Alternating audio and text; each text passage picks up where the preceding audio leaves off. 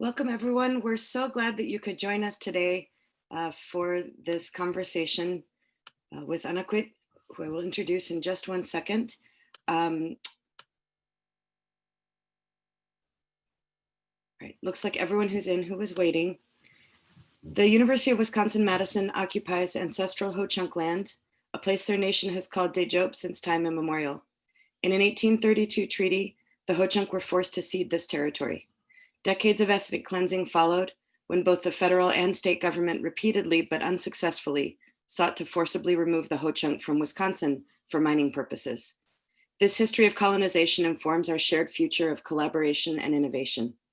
Today, UW-Madison respects the inherent sovereignty of the Ho-Chunk Nation, along with the 11 other First Nations of Wisconsin.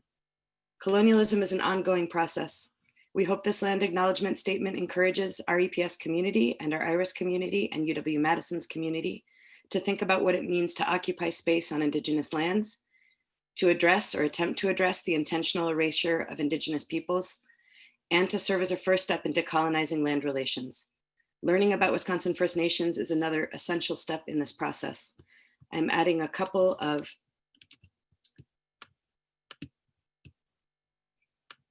websites that can be very first steps in this process, and I encourage all of you to take a look at them when you get the chance.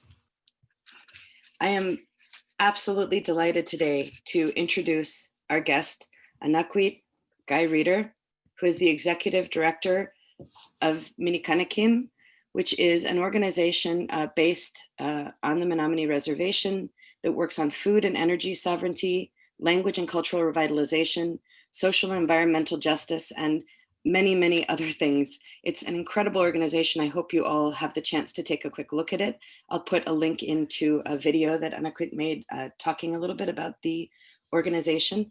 And he's a member of the Menominee Indian tribe, which is the longest living inhabitants of the land now called Wisconsin. He has organized quite a bit of the work that's been done around the Back 40 mine. And we're really excited to hear him talk today about that work with us. For those of you who are here through the class on climate change, sustainability, and education, and for all of the rest of you as well, we are asking that you please prepare your questions along the way. And at the end, you can either put them in chat or you can unmute yourself and speak after when we reach the point where Anaquit is done speaking directly to us. So please prepare those questions and be ready with them. Lastly, I wanted to give our great thanks to IRIS, the Institute for Regional and International Studies on UW-Madison's campus, which has a Human Rights Initiative speaker series and has supported this talk. We're really grateful to them as well for their support. With that, I turn this over to Anaquit with our thanks.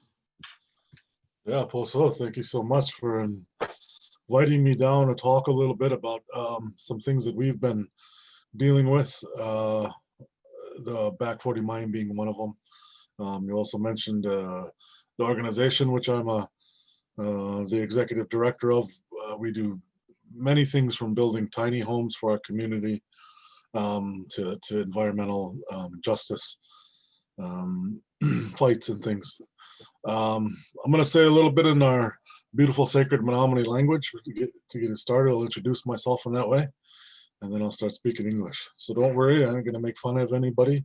Well, I might, but you're not going to know anyway, so it's all good. Also, Anaquit Natakam, Mapasha Netotam, Kashitna Nitski Wakin, Waiwana Nitski Samawaniwea Keo Saitua. I just introduced myself in our language. I said what my name is. Like I said, my English name is Guy Ryder, but my real name is Anaquit, and I live here on the Menominee Indian Reservation, and I am from the Martin clan. So I wanted to talk a little bit about the Back 40 mine site. This particular project started, I think, it's been about 20 years now.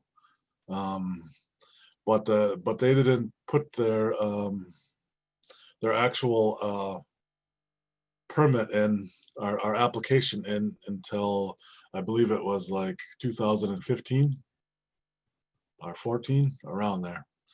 But before I get into that, I just wanted to briefly talk a little bit about the Menominee Indian tribe of Wisconsin, which I'm a tribal member of. You can't see out my window right now, but I am right here on the Menominee Indian Reservation. We are the longest living inhabitants of Wisconsin. We inhabited mostly about 10 million acres prior to European invasion. We were in Wisconsin and what is known as Wisconsin, and also into Upper Michigan. Like we were basically from Little Bay, Danock, all the way down to, Chicago, and far over is Minnesota. So we had quite a big range. We were all over those lands. We went into a series of 7 treaties with the United States government, which eroded our land base to what we currently live on right now is 235,000 acres.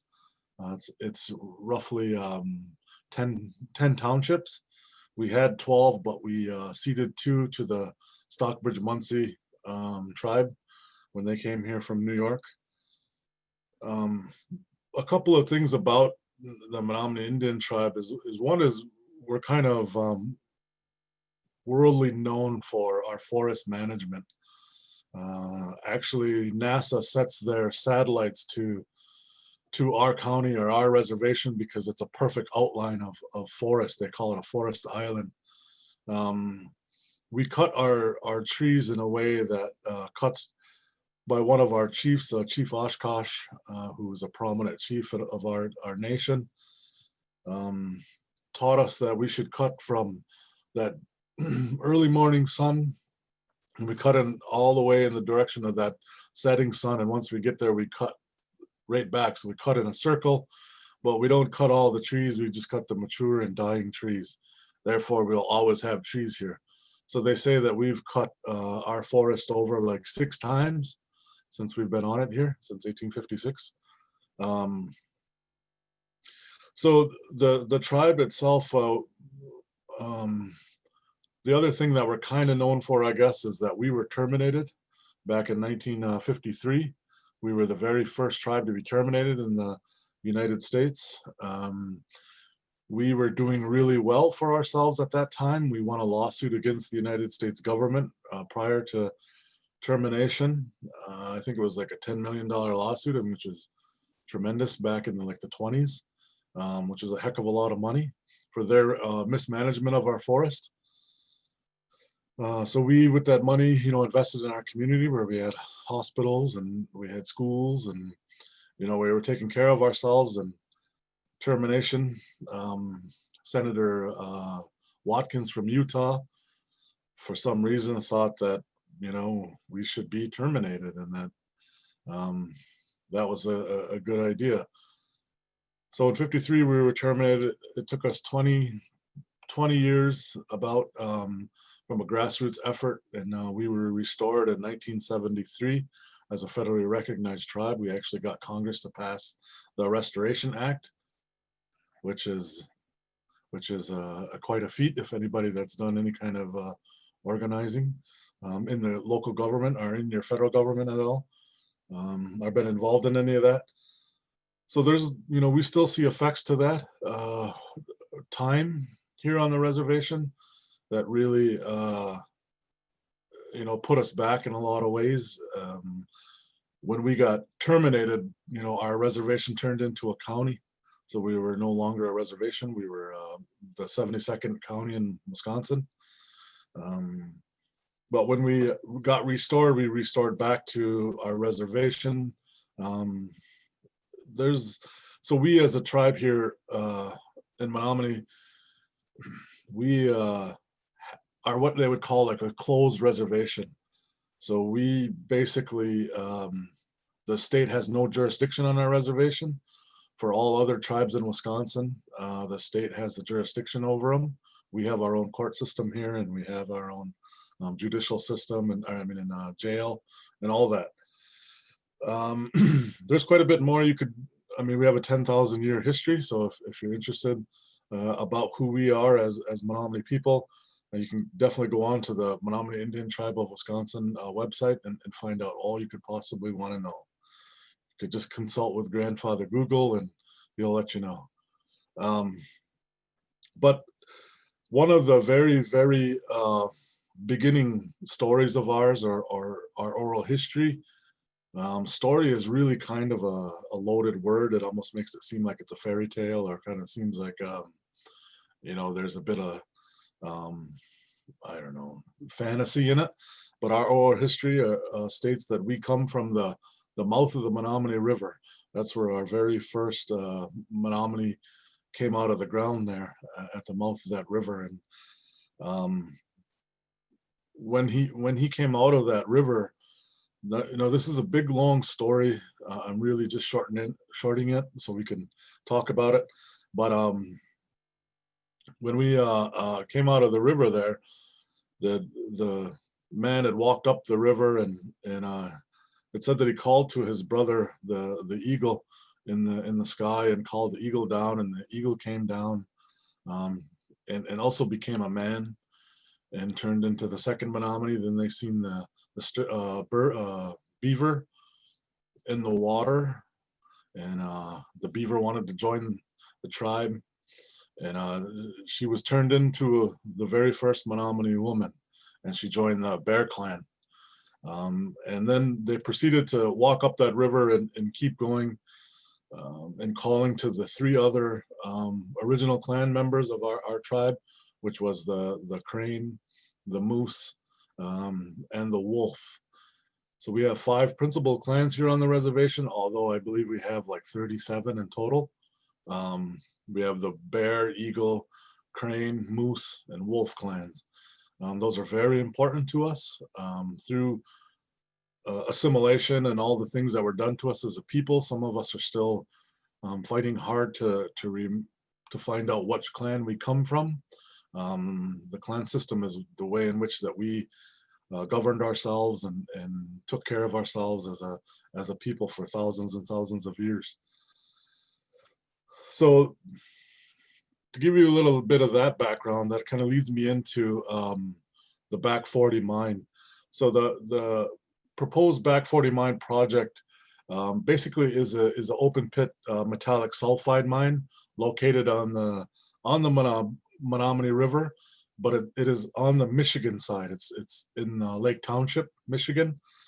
The company that's pushing that project is Aquila Resources, which is a company out of Canada, Toronto, Canada, and they're actually a excavation company.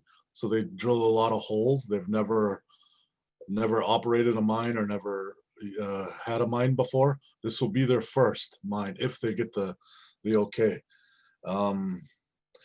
So they're basically looking for gold, zinc, copper, silver, those types of minerals. The Michigan Department of Environmental Quality, I think it's actually changed names now since they've changed administrations, but they have given them 3 of the 4 permits they need right now. 2 of them are being contested still in the court case, and the last wetlands permit right now is still being worked on by Aquila. They had submitted one earlier this year, but it was like a kindergartner had written it, so they pushed it back, and they are revising it, so they say. So the actual mine site is the pit itself, is I would say, I think it's a 750 feet deep, which is about 2.5 Statue of Liberties standing on top of itself. It's going to be 150 feet short of the Menominee River, which is about a half a football field. It is going to be, I think the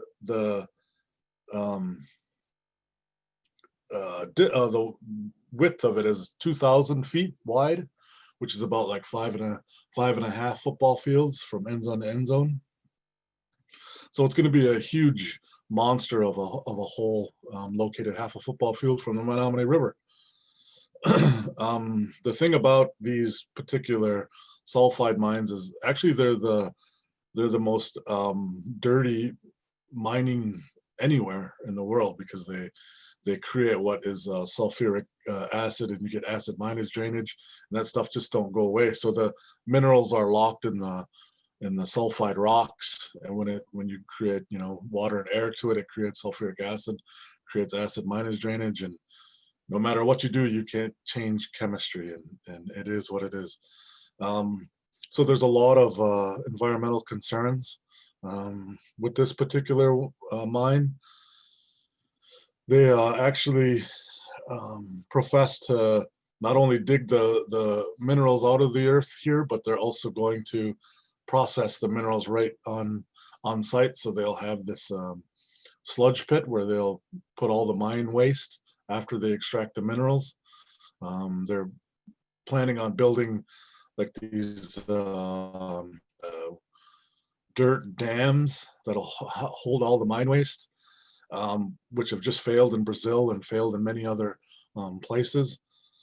So what they plan on doing is, after they extract everything out of the hole, they'll push everything back into the hole, cover it up, and call it restoration. They also do plan on, although I don't think that they've publicly said this, but they do plan on trying to dig underneath the river as well. But they haven't actually said that publicly, but in a lot of their paperwork, they've said that was their plan all along. So their life of mine, I think, is about 8 years with the hole. But I think if they try to go underneath the water, the river, I think it adds another 7 or 8 years on to the life of mine.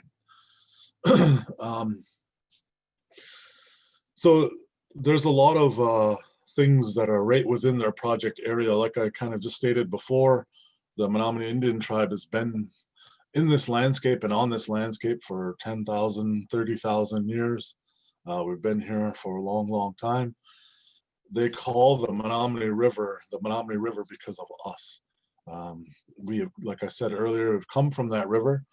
Right within their project site, there's 24 known archaeological sites, and there's 3 known burial mound groups that are right within their project area. There's prehistoric mounds that still exist there. We've been doing a lot of studying here on our reservation with our prehistoric mounds to try to understand how our people were growing food during such a turbulent time, when the climate was changing and there were so many things that were happening. So we've been actually working on that for a while now, and I've got some pretty good data. And we've duplicated some of those prehistoric garden beds right now, but there's still a lot to learn, still a lot to be understood. One of the gentlemen that are leading that effort is a gentleman by the name of Dr. David Overstreet. He's an archaeologist. He's been up here since, I believe, the 60s, doing tremendous work.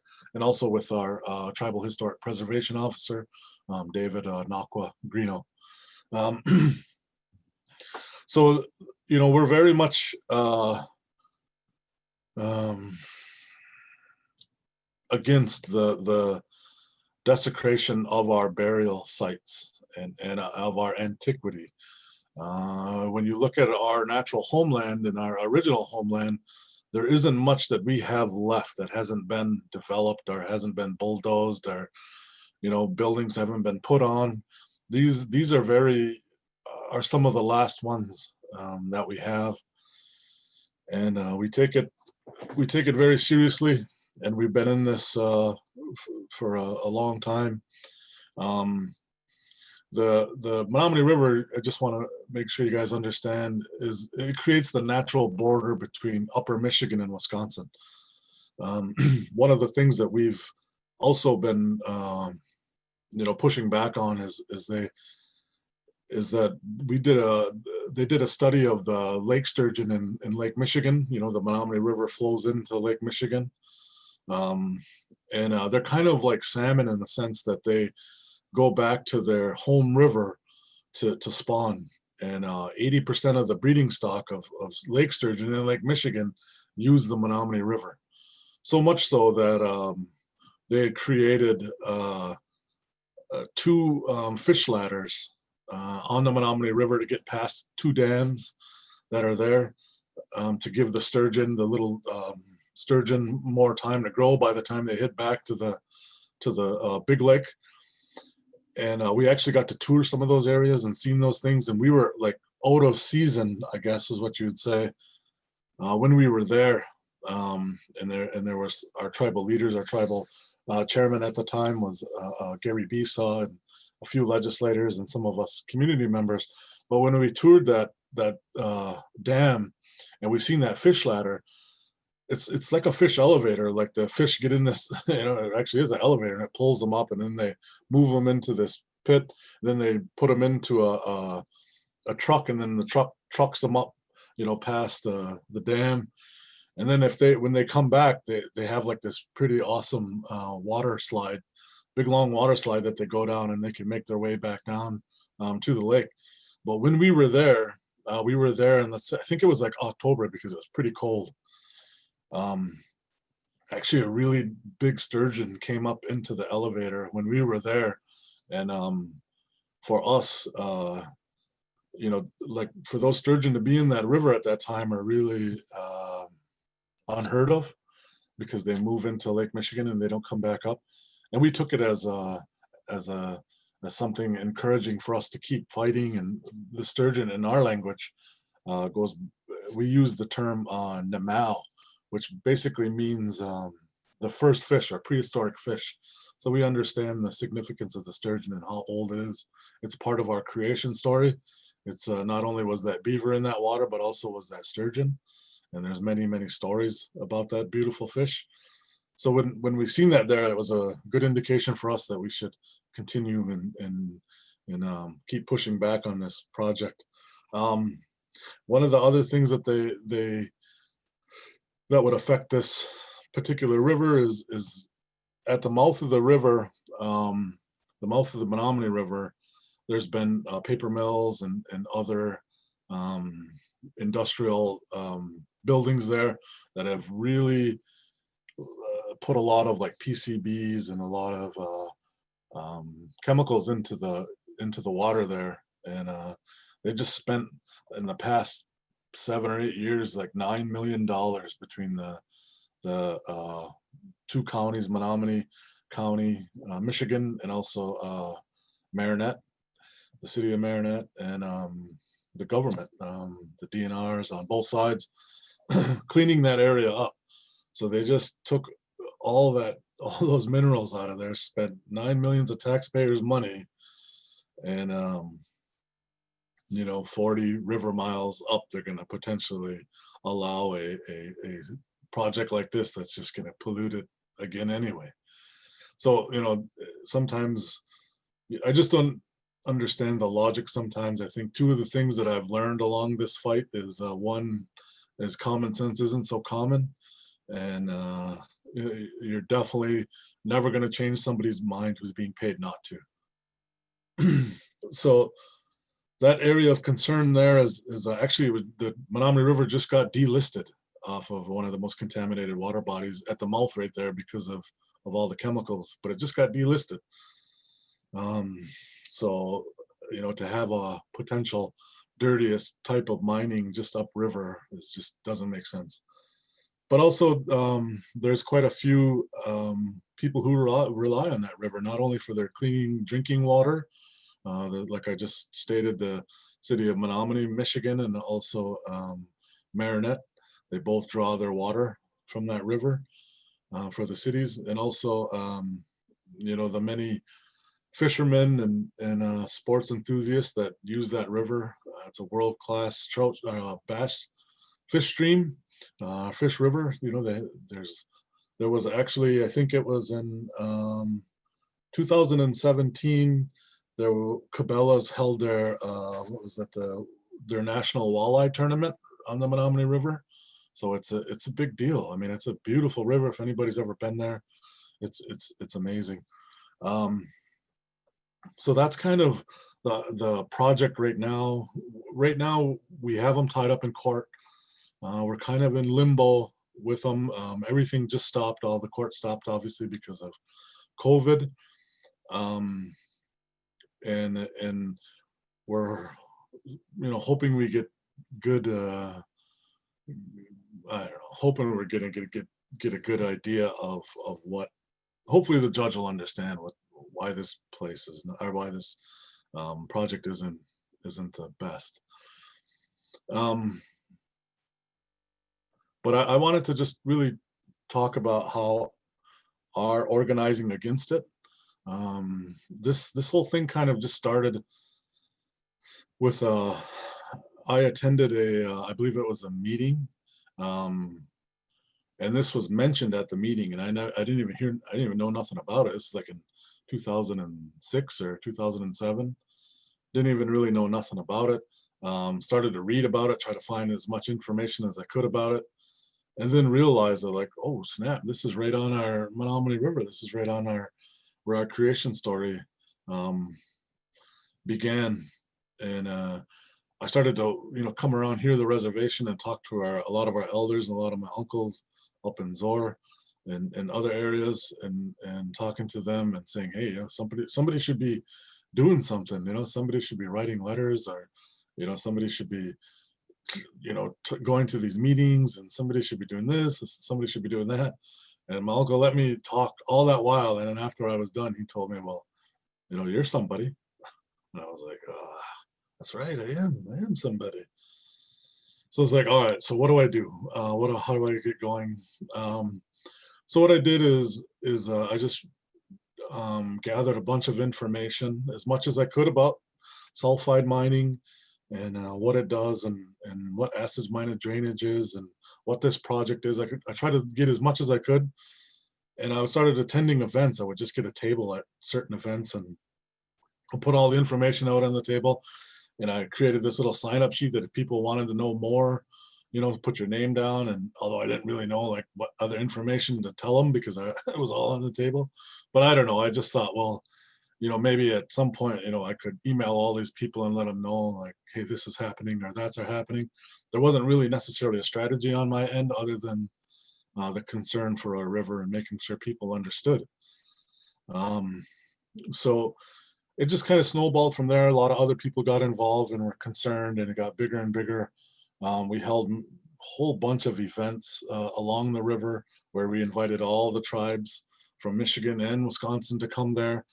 And we spoke right along the Menominee River. I think if you look up the Back 40 Mine in YouTube, you'll see some of those videos. It was amazing. And one of the very first things we did, not only was just like after we start to get going uh, and really started to like develop as a group, we chose to do a sacred water walk, where we walked from our reservation here, and we walked all the way up to the mine site, which was 126 miles. And we were able to cover that in 3 days. And we did it with our grandmother as our leader, grandmother Josephine Mendalman Catnip, who's no longer here. We lost her 2 years ago, but she is the original Mother Earth water walker. She's walked around all 5 Great Lakes carrying a copper kettle to raise awareness about the water, and she's done many, many, many water walks in her life. She said she went through like 2 hips and like 10,000 pairs of Nikes, and it was impressive when she was here with us. We started here on the reservation at a place that's very sacred to our reservation, called the Kashina Falls. We started there, and we picked that water up. And for us, we understand that our women have that role of protecting the water. They have the role of speaking up for that water, because they were given that gift by the Creator to carry life and carry water in their own vessel. So it was our women that really actually led this, and us men have the gift of fire, so we take care of the fire, and we have the teachings of the fire and all that. So when we walked, for the sacred water walk, there was always a man and a woman, and it was a woman carrying a copper kettle full of water. We did that ceremony at Kashina Falls, asking that water, talking to that water, picking that water up, and we carried that water. And it was like, it was funny because Grandma Josephine, is a grandma, and you would think that a grandma couldn't move that fast, but she was like, nope, let's go, here we go, and she was off. I'm like, oh, what do we do? Where do we go? We were just trying to keep up with her for like the first couple of miles. But when we were walking, I remember something that sticks with me to this day. Um, it was like, people say it was like 15 minutes, but it was way more than that because I start to get real tired. And like anybody that's walked a long distance, you understand how your body reacts to that type of walking. And people always tease me and say, yeah, it was like 15 minutes you're walking and you're already tired, kind of a thing. But I swear it was at least an hour, at least an hour. That was longer than that. But so anyway, she seen that I was struggling a little bit and she could see that I was tired. And she said, hey, nephew, why don't you get in my car? She said, I want to talk to you. And at first I thought like, oh, snap, grandma's going to lay the law down or something, I did something wrong. But I sat in there and she started to talk to me and she said, she said, I can see you're tired. She said, I can see that your legs are hurting you. She said, I want you to remember, she said, that when you're out there walking, she said, you're walking for all those ones that can't walk. She said, you're walking for all those ones that used to walk. She said, that are no longer here. And she said, you're walking for those ones that are yet to come. She said, when you're out there walking, she said, I want you to think about all those animals, all of those trees, all of those fish, all those microorganisms, she said, who can't come to these meetings and who can't submit comments by a certain date. She said, you're out there, you're walking for them right now. She said, keep that in your mind as you're walking. And she said, don't walk on that road. She said, walk on the earth. Make sure you always walk on the earth, she said. And she goes, you're walking for your family, for all these things, and it was like, man, after like 10 minutes of that, I was like, I could have walked probably to Australia if I wanted, at that point I was very motivated. But she told me, she says, nephew, she says, I want you to always remember, she said, to be like water. She said, when water gets stagnant, she said, and it stays in one area and it doesn't move, she said, it starts to grow bacteria and it starts to get dirty, she said. She said, nephew, I always want you to be like water. And those words always come back to me, from time to time. Again, what I mentioned before, is we do a lot of things here for our organization and for our community. And it takes me a lot of places, especially, if it wasn't for COVID, I'm usually on a plane going somewhere, looking for money or else talking to other folks and making connections. But a lot of, I have a small family at home. I have 3 children and my partner, and they're all young. Well, they're getting older, but my oldest daughter's 10 and my youngest is 7. And my son is 8. So, I spent a lot of time on, I remember at times when it was just me on the road driving from speaking engagement to speaking engagement, thinking about if I can keep this up, if I can keep going. And I would remember those words in my head. I remember what she told me, and it would give me that strength to just continue to move. So I was very fortunate to have her with us.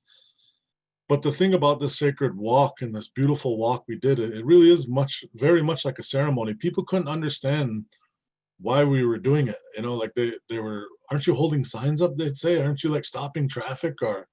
And we're like, no, that's not the reason why we're doing this. The reason why we're doing this is to let all of creation know what we're willing to do, and that we love it so much that we're going to put ourselves on our own bodies in discomfort for them. And we're walking for life. We're not walking to create anything else. And I'm telling you, it was the best thing I ever did in my life. It was the best thing I ever did in my life, because it was like the second day of us walking. We were coming up to the mouth of the Menomonee River, And it's our creation story. It's where we come from thousands and thousands of years ago. Here we walked for 2 days through the rain, through the thunderstorms, and you had like blisters upon blisters, and you're just tired, you're just tired. And the last about mile before we got to the mouth of the Menominee River, we had our tribal school kids, our fourth graders, come, and there's a whole bus full of kids that came with that last mile of walk, and they jumped off the bus and they literally like ran off the bus and they ran right up to the front. And I remember my daughter, my oldest girl, and another little boy, right away my daughter grabbed the kettle of water, and this little guy grabbed that flat staff, and they started to walk, and all the kids started, they were right behind them, and all the elders, like the older people, were behind them.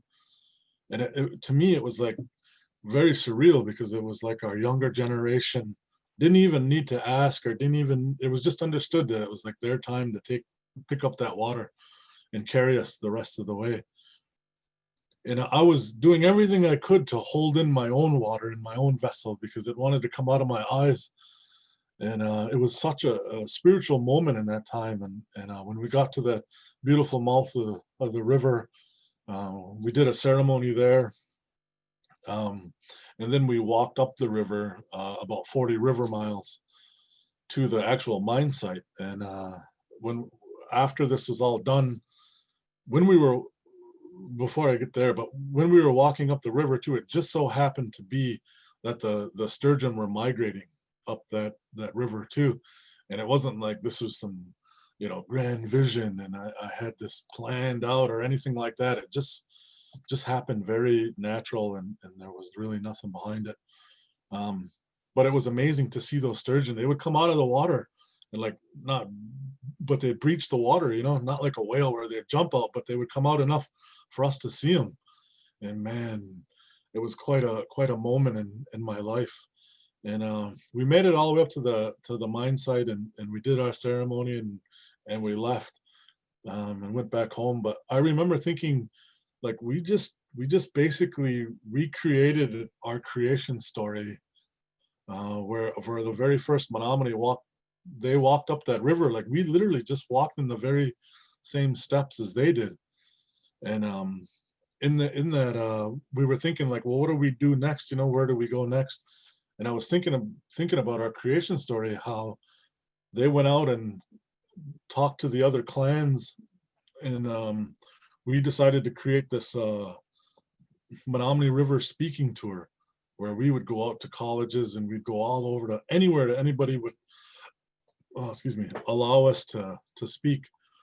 And it was just like based on our creation story, and it led to more thoughts of like, well, how do our animals defend their homes, and how can we build our strategy off of those things that are already done? Because obviously they're successful. If the animals wouldn't be here if they weren't successful in defending their homes and their babies. And we were thinking about like a killdeer. Some of you that know what a killdeer is, a little bird that if you go close to its nest, it'll get in front of you and try to lead you a different way, and things like that. So we were thinking about all kinds of things, and trying to use our natural world as strategy against this mine, and also drawing from our own oral history, our own understanding of ourselves to develop strategy against this project. But we also had a lot of fun too. There were ideas that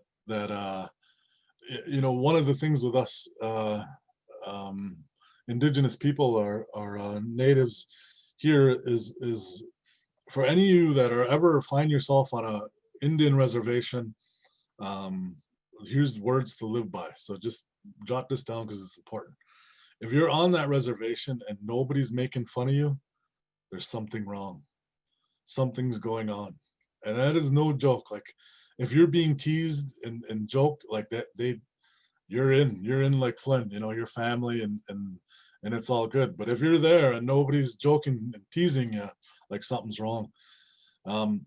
So that's kind of how we are as a people, and our laughter and our humor had really gotten us through some really dark times in our history.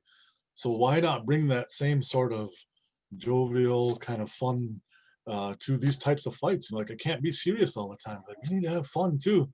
So we had all kinds of ideas. Because I'm being recorded, a couple ideas are still going to be put put into emotion. So I'm not going to speak of those, but I will just say this. Uh, there was one particular thing that we did is where we grabbed a video from Aquila Resources. Like, they put out these Facebook videos of saying just how beautiful the project's going to be and how many jobs and how it's going to save the world and all these things. They're just bragging it up. So we grabbed that same video off the internet, and we superimposed over the top of it. I don't know if you guys are familiar with that movie, Finding Nemo, where like those seagulls, anytime they see something fall, they all go like mine, mine, mine, mine, mine, mine, mine. They do that, and so we did that with like all the people's voices that are part of Aquila. As soon as like one of them would mention mine, we'd have all their faces doing that. And then for you guys that are a little bit older, maybe that remember that cartoon South Park, there used to be these two characters on South Park that were called Terrence and Phillip, and they were Canadian, and like half of their head, they would talk like this, where their whole head would be opening. So we did that also because these guys are Canadian, so we did that to their heads, and then we put that video out, and man, we got a lot of likes, and it was hilarious. And they actually took it off their what's the name, because we were making fun of it so much. So there was a lot of things like that we did that were real fun and creative, and um, we have a whole bunch of other things kind of like sitting in the hopper right now of what we're gonna do. But that's kind of about all I can say about the Back 40 mine, and I really appreciate your guys' time, and this is, it's never easy, uh, to be an organizer or to be involved in these types of movements. For any of you that have been, especially in environmental movements, it's very tough because you take a lot of what I would see like a lot of losses, or it's hard. It's hard, but we got to keep going, and we got to be like water, and continue to push for a better world and clean water for everybody.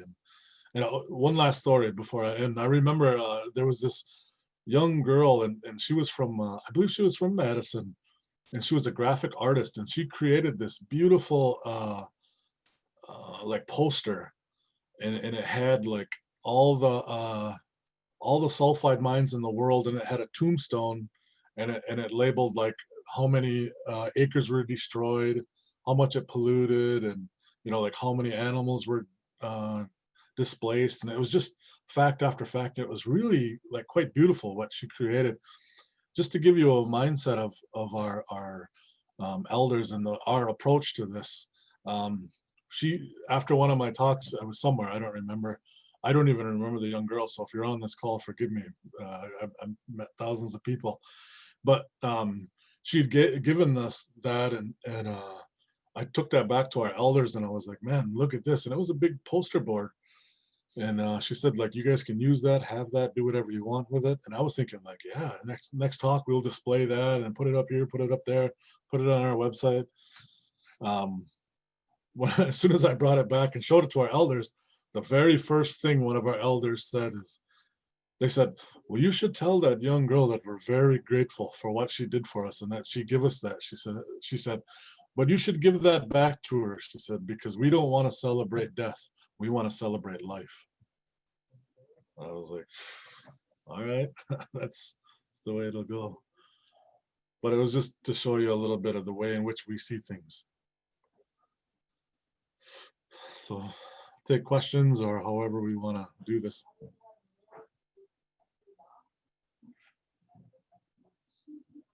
So folks, please feel free to unmute yourselves if you want to ask a question directly, or to put a question in the chat if you'd prefer.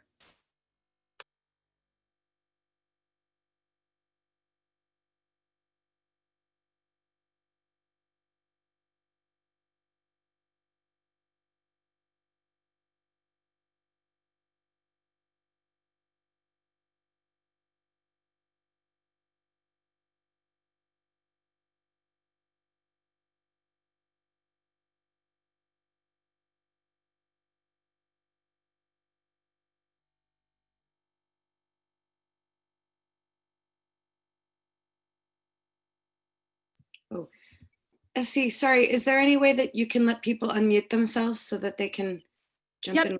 I turned on that setting, and I also see a few comments in the chat. Anakwa, do you want to look directly at the chats? You want someone to read them out? What would you prefer? Yeah, if you could read them, it would be better. Yeah, I can read the question. So we have a question from Jacob. He asks, we saw that the protests this summer regarding racial equity did not cause huge spikes in COVID-19 cases. However, the Back 40 mine becomes the next standing rock. As one of our readings suggested, how can we think about the kinds of wide-reaching protests that we saw at Standing Rock in terms of stopping the spread of the virus and keeping people safe, especially in light of the new caseloads that we're seeing? Yeah, good question. So, you know, that kind of came up a couple different times. Not the COVID part, but definitely the Standing Rock. Like we were fighting, and then Standing Rock happened. We actually carried some water from the Cannonball River with us as we walked that sacred water walk, and just to walk in solidarity with our brothers and sisters over there. So a lot of people that like came from Standing Rock wanted to come right to Back 40 Mine and wanted to like camp out and be there. But the tribe and others felt that you know, that would send the wrong message, because they would be trampling and walking over the actual things we're trying to preserve. So we've always tried to not do that.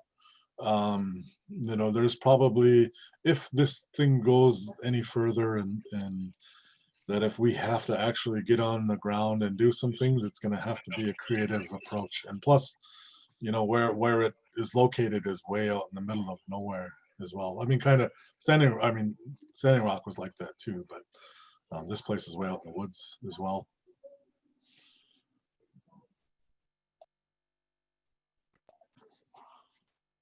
Brandon, did you have a question? Yeah,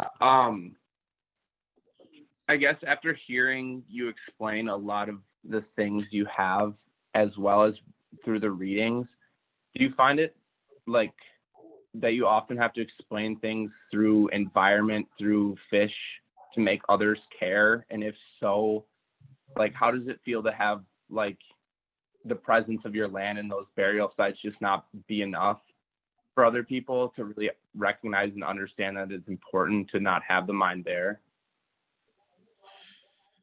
Yeah, that's a really good question. Yeah, I guess, you know, I hate to say it like this, but sometimes it's like you're used to it. You know, we're used to being the invisible people and those things not mattering to folks. You know, it kind of the same thing was brought up when there was so much upheaval over the tearing down of statues. You know, when we thought like, why does people care so much about these statues? But when it comes to our burial mounds, nobody gives a crap, you know, or they don't care. You know, I think you know, it's just like um, understanding that like that's where we are as a people right now, and you know that it's a place that we can go from, and that we can get to a place that where all things, especially like our uh, ancestors, are going to be valued, and people are going, it's going to care to them. I mean, a lot of people do care. I think just in a lot of times you just hear, you know, what the media talks about, and what they think is important. But you know, if you can get 10,000 plus people out to Standing Rock, you know, and those people cared about the land, they cared about the water, they cared about the burials there. You know, they did lots of things. So, you know, I think it's a jumping off point, and it's something that people need to recognize, you know, that like it's very important that there are living beings, or were living beings that are now in the ground there, and that very well could be my grandma or grandpa or aunt or uncle, and that they're just as important as any other burial mounds or burial areas anywhere, that they should be protected. Hopefully at some point, you know, we can get there. I really do. I hope that we as a people can get there.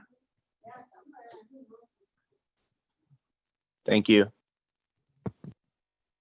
Okay, there's another question from Monique. Monique is asking what makes it possible for the Menominee to not be consulted in the development of the Back 40 mine project? And also, how was the area for the mine discovered? If you know. Yeah. So, the United States government has these weird things about boundaries and state lines, and they say because the mine is in Michigan and we're a Wisconsin tribe, that imaginary boundary somehow makes it that we're not a part of it. But when they first started so legally that's okay. They don't have to consult with us. They don't have to get involved entirely with us. Even though that every tribe in Michigan said, you should be talking to the Menominee tribe because this isn't our land, that's theirs. Every other tribe. That's something too, I mean, there's just so much I think that needs working on. And our environmental laws, if they worked the way they're supposed to, or if they were beneficial for us, we wouldn't be in the position we're in as a people right now. Like no DAPL never would have happened if we'd have legitimate environmental laws. And this project never would have got as far as it has if we'd have had real environmental laws in place. So the mine ore body was found when somebody was drilling a well for their house, and they seen the ore body in their well drillings. That's how it started. Thank you.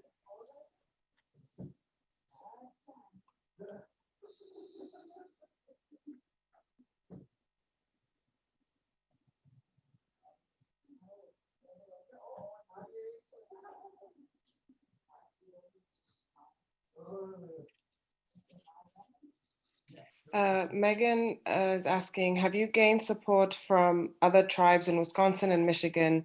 And if so, how have they helped? Yeah, we've got a lot of support from the Ho-Chunk tribe, from the Potawatomi tribe, from all tribes in Wisconsin, all the tribes in Michigan, and far and beyond.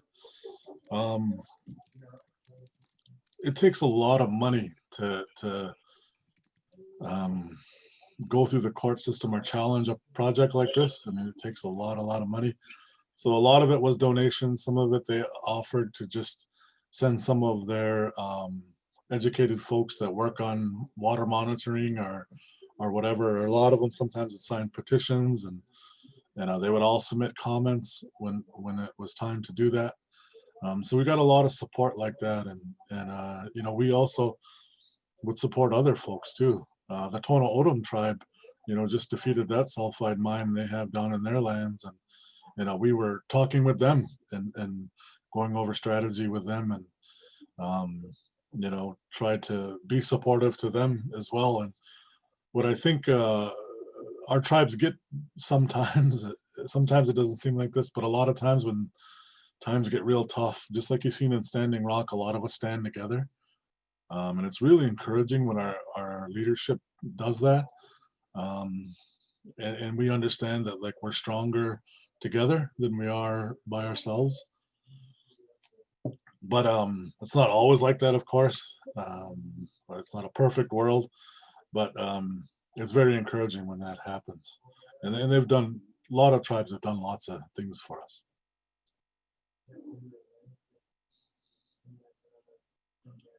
Okay. Henry asked, sorry, Henry, I missed your question. Henry asked, how does a state like Michigan, how is a state like Michigan given the special authority under the Clean Water Act? Well, the crazy thing is that the state of Michigan, and I believe there's another state that has the federal authority to issue permits. I can't remember what other state now. I think it might be New Jersey, but it's on the East Coast. Are the only two states in the union that have the authority granted to them by the federal government to issue their own permits.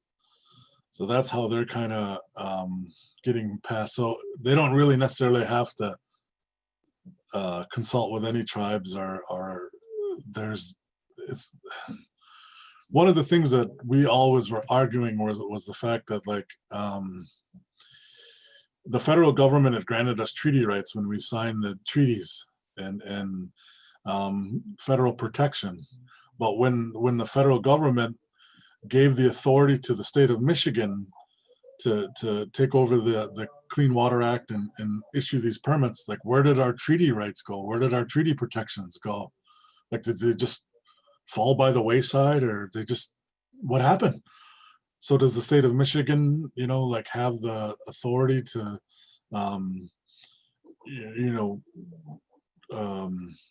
work with us on our treaties and have treaty protections? Like nobody could ever answer that. We still have never got an answer. We've never been really consulted in any way, shape, or form.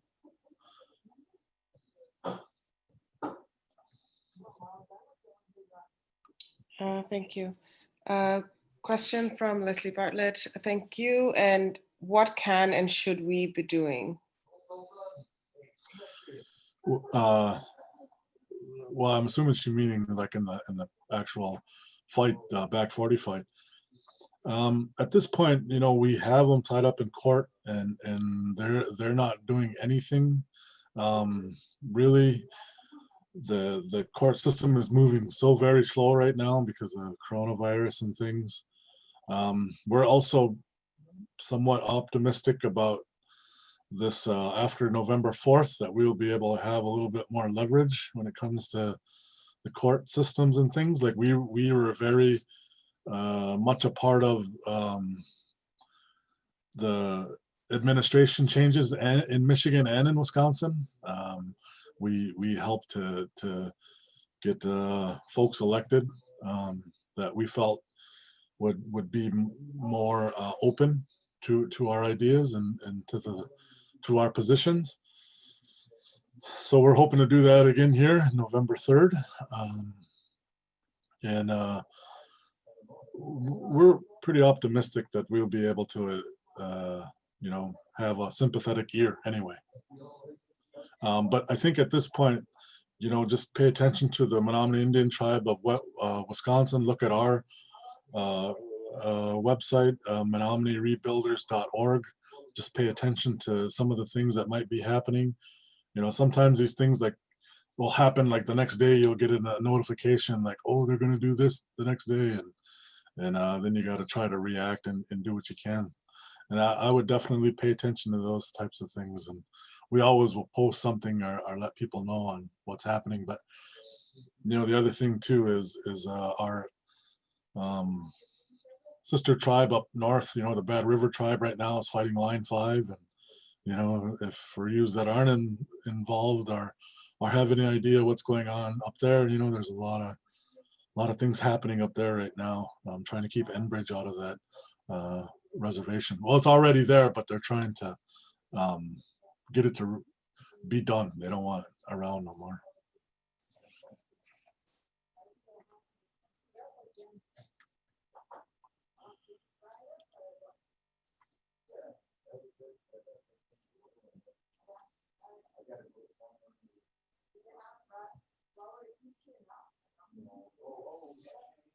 Now, could I ask you a quick question about the work that your organization does and how you think about the connections between environmental work and language and cultural revitalization and health equity and justice and food and energy sovereignty? Obviously, what you said to us today showed us how these weave together. But if you could say a little bit about, I guess this goes back to the first question you received, when those things are often thought of as very separate to organizations or to people who are interested in supporting the work that's done, how do you try to help people understand the connections among these things? Yeah, that's a really good question. We obviously understand that all things are connected, all things flow together. One of the ways in which we understand is that if the land is sick and the environment is sick, the people are sick. We've never tried to dominate our environment. We've always tried to work with it. to take the things that it allows you to have and to find a sustainable path forward. It's in all things I think that we do. You know, we as Menominees, I know, kind of view a complete person as four different like aspects of that person being healthy, their physical, their mental, their emotional, and their spiritual. So we kind of we focus on all those things about being a healthy person. And you know, our language is a how I say, it's like a connecting language. It's a so basically there's no word for like grandmother in our language. That like that grandmother can't just float out there. She's got to belong to somebody.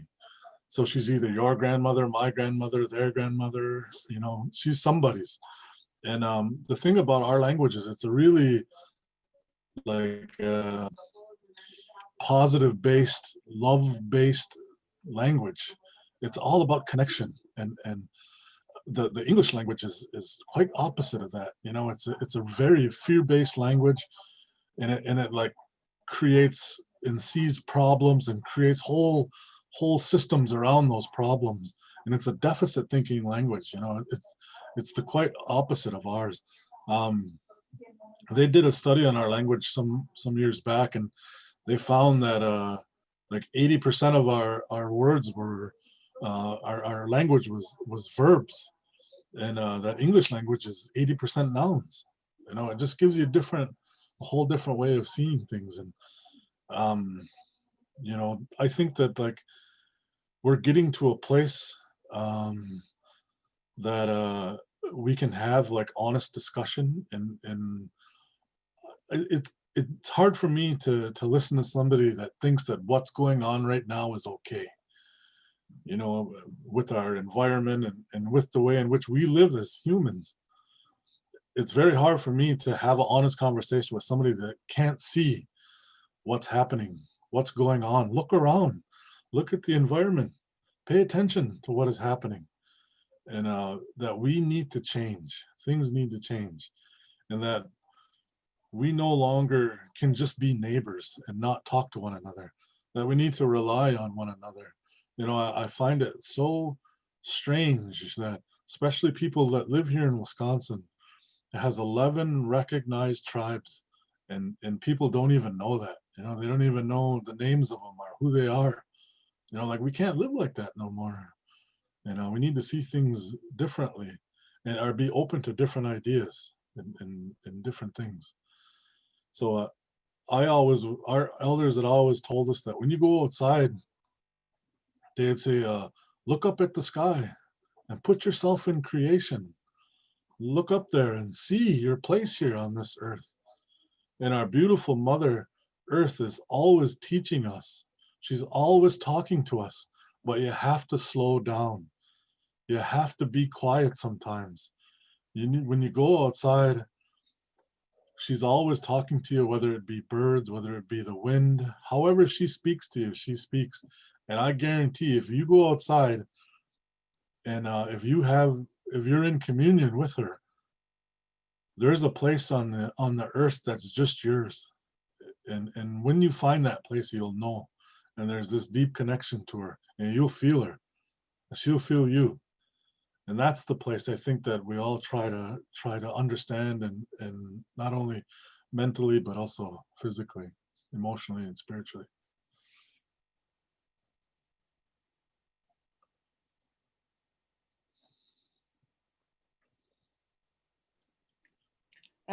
This question from Ken is about protesting. What do non-Native Americans need to keep in mind when protesting against these issues, especially pertaining to sacred native land? And then Essie asks, other than this talk, how can we engage with and learn more about Wisconsin tribes? Yeah. So organizing like for Native Americans is really different than like on non-natives, because a lot of the non-native organizing is issue based. Ours is like who we are and where we come from, and we're organizing, and we're you know, I wouldn't use that word protesting just because it doesn't give the right connotation. I would say we're protecting, you know, our way of life and our lives. You know, we protest you know, we organize for our lives. That's the difference. You know, like we don't. If this doesn't go through for us, we lose a part of us. If this back 40 mine goes through, we lose a piece of who we are. We lose a little bit more of our identity as a people, and we get further away from ourselves.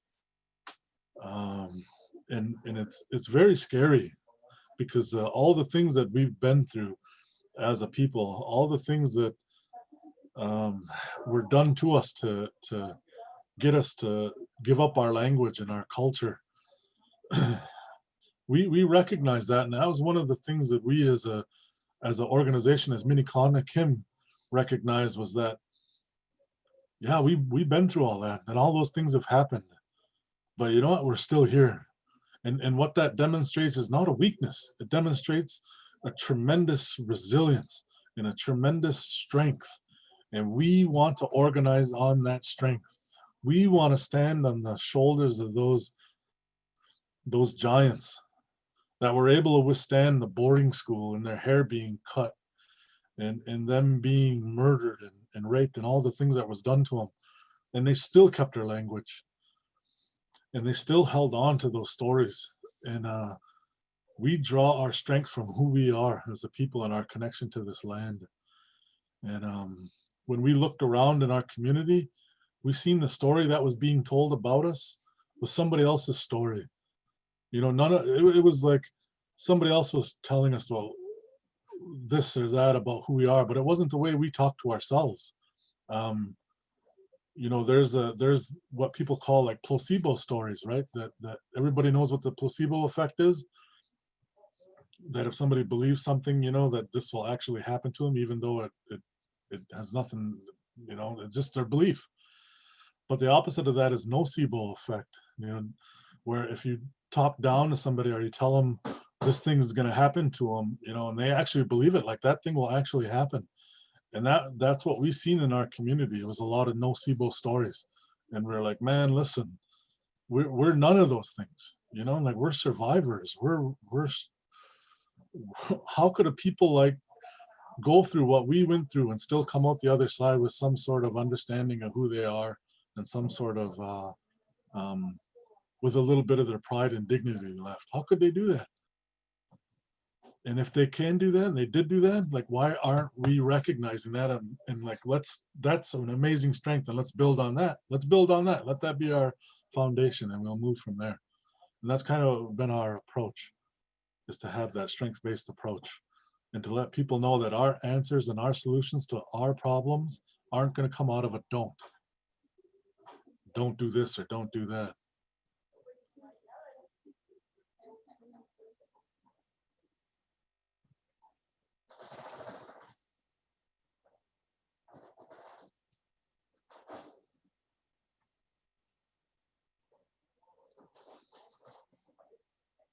Yeah, would you like to ask Essie's question and then we'll wrap up?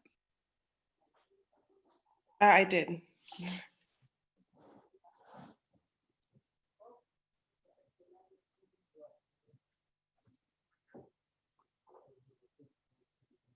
How to engage and learn from Wisconsin tribes? I asked it after Ken's, yes.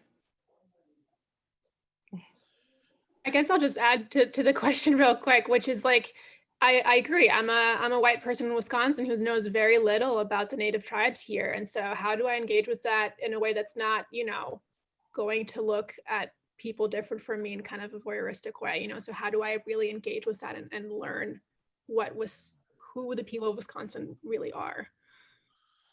Yeah, I think the easiest way is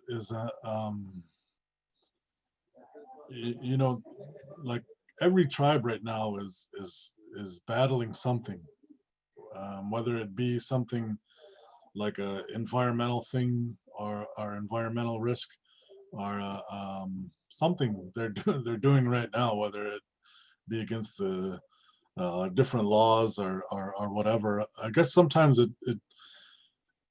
if you care about something and you see something in your own life or your own community, there's a tribe somewhere that's doing something, against that very same thing. And that would be a good way to see how you can help and be a good ally.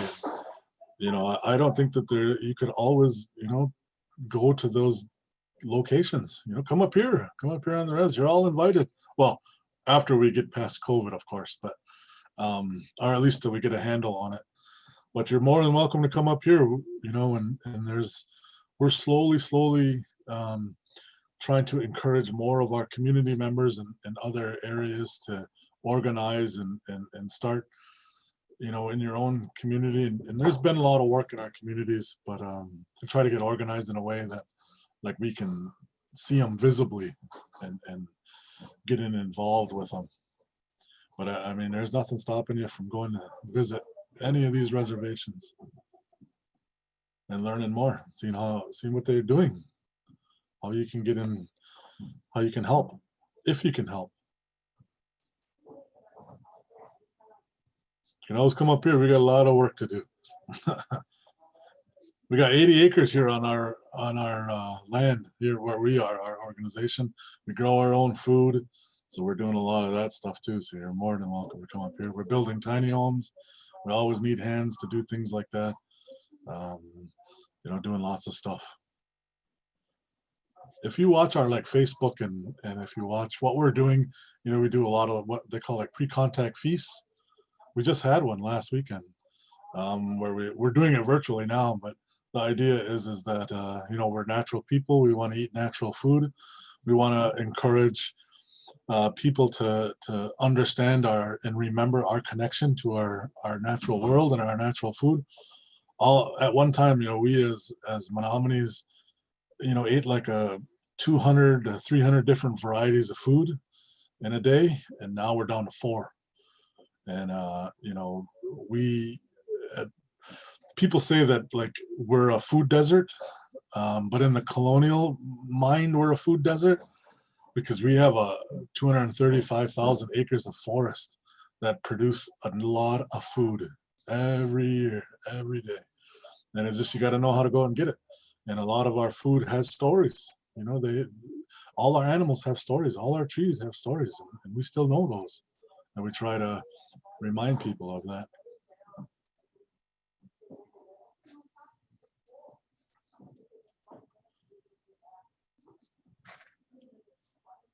I want to thank you so much for the time and the space to talk about in a very different way than we often do in class, what it looks like to think about climate change, sustainability, and education, which was the focus of our class in particular. I know we all learned so much today. We're very grateful. And we're also very grateful for the invitation. And when COVID allows, I think you're going to get a lot of questions about when we can come help build homes and help in other ways. Thank you. Yeah, appreciate it. Thank you guys for I also having me. want to thank Essie quickly for the work she did setting this up. Thank you, Essie. I know that this is not easy to run these things, so our appreciation to you for that too.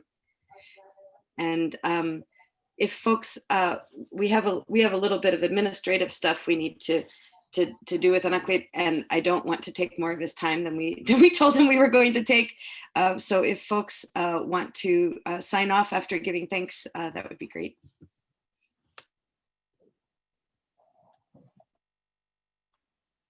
Thank you. And I'll email you, Anakwat, so that you don't have to stay online. Thank you. Thank you. Thank you so much. Thank you.